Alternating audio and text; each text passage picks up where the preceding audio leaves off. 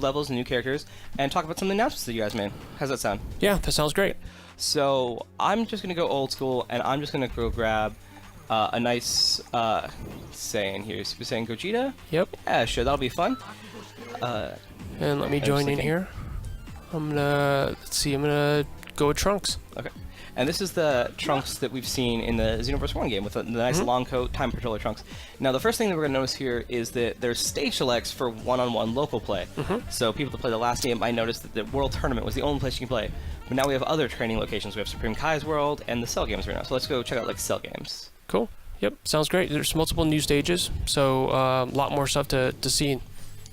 So what other kind of new things did we have introduced in this game that weren't in the last? Is there a difference in like the combo system or the fighting system? Like how does that change? Yeah, totally. I mean, there's a lot more combos that you have in this game versus the previous game. So if you noticed in the previous game, like when players got really good, they started using the combos over and over again, so it kind of got really repetitive. So this time around, we're really trying to make it variable in terms of all the different combos for all the characters. So it just depends on the character that you're using.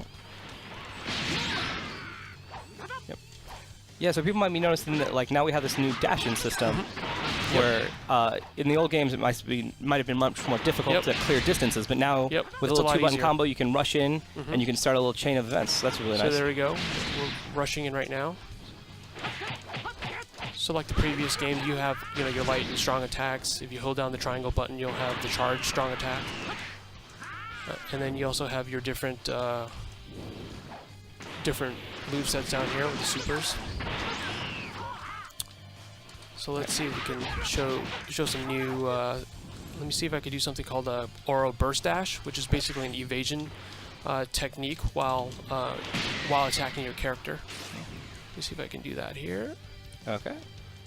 You know what? I may not be able to do it on command, but let's see if I can kind of. Whoops. Oh, there you go. So for example, you see him curve. Let me see if I can do this again. So if you'll notice, you'll actually he sort of does this curve attack. See? You see that? So basically, when your opponent tries to shoot you with Ki Blast or things like that, then you can kind of avoid them in your charge. So you're not just charging right into the line of fire. Yeah. So it becomes like it's a defensive and offensive technique. Yep. And it's wonderful. It adds a lot more complexity than the game's fighting system used to have. Now, in addition to changes from the game, normally a lot of things like new characters and stuff are being added. Yes. So we have a lot more characters in this game than there were in previous ones. What are some of the ones that we can look forward to? Right. So for example, in this build of the game, there's Janemba, who wasn't in the previous game. There's Gogeta.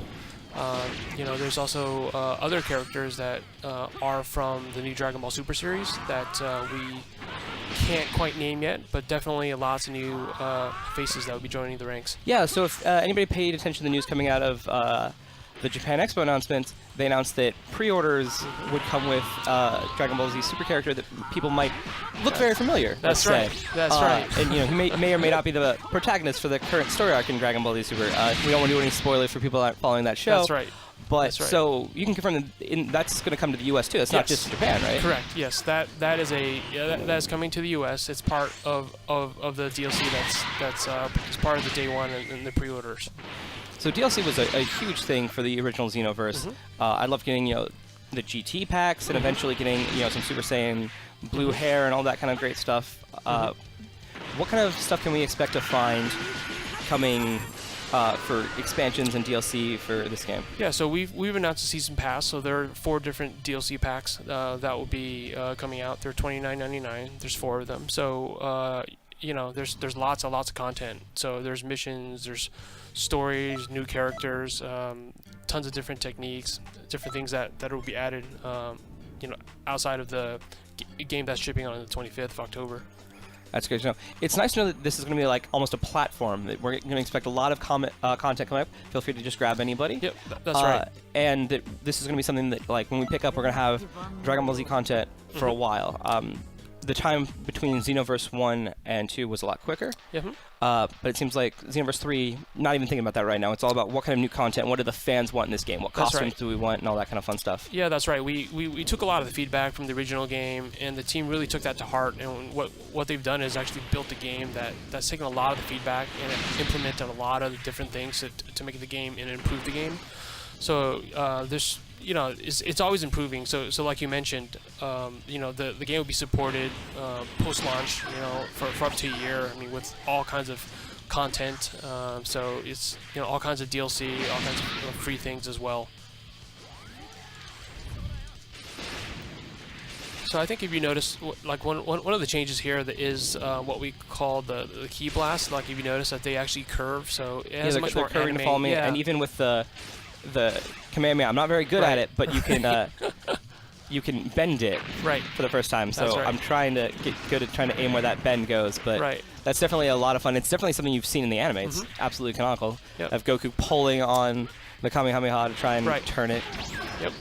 And then I think, you know, we announced this as well, but 60 frames per second. So, you know, that's the fighting frame rate that we have. So smooth and just making sure that everything feels good in terms of fighting.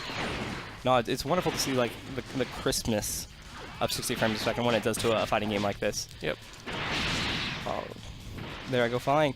Now, we also noticed that there's going to be vehicles for the hub world. Yes. Now, one of the other pre-order bonuses I saw was the log from the original Dragon Ball. So yes, the Tao Pai Pai stick will make its appearance. It's part of